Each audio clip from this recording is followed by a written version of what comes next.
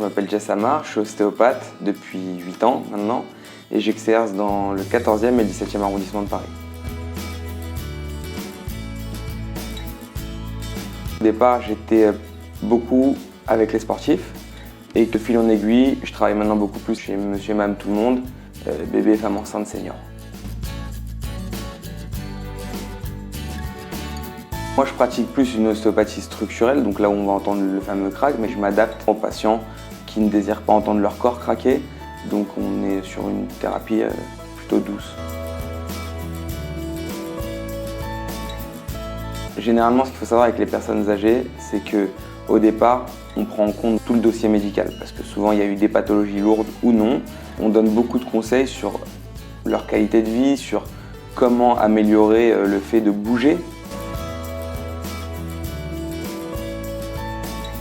Généralement, ce qui revient, c'est l'arthrose, qui est un phénomène dégénératif au niveau osseux. L'ostéopathie ne guérit pas l'arthrose, mais on accompagne au maximum les patients pour leur donner le plus de confort et de mobilité.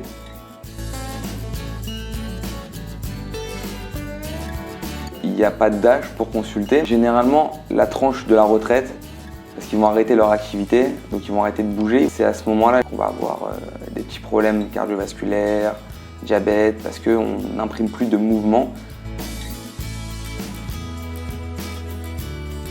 Il y a toujours donc un rendez-vous où on va connaître la personne avec ses antécédents médicaux, ses antécédents chirurgicaux, s'il y a eu des problèmes cardiaques, des AVC, des choses comme ça, parce qu'il y a des manipulations qu'on ne peut pas faire avec certains antécédents.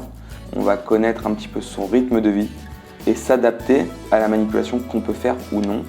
Donc il y aura une phase de test et ensuite on essaye de réparer et de donner du confort à la douleur ou à la gêne du patient.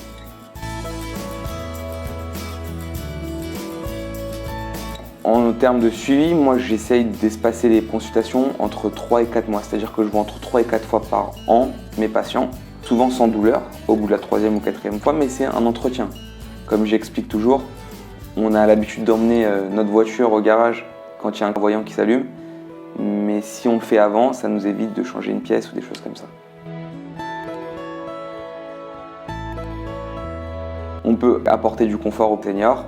On peut aussi traiter certaines pathologies liées à l'âge et certainement les accompagner même en termes de discussion parce que souvent les seniors sont seuls et les consultations, c'est souvent un moyen de garder un lien avec la vie externe quand ils sont reclus chez eux.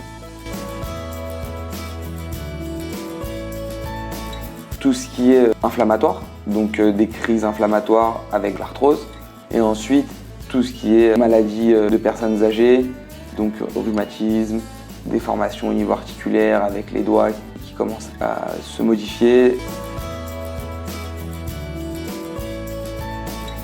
Aujourd'hui, il n'y a aucun moyen de remboursement Sécu, AME, etc. Le seul remboursement qu'on peut avoir, c'est les contrats mutuels.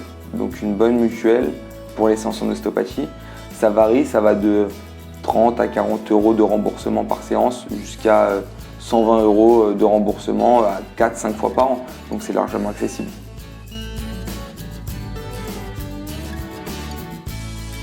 Pour toutes les personnes âgées qui ont des douleurs chroniques, la première chose, et je vais vous étonner, c'est pas l'ostéopathie, mais c'est le mouvement.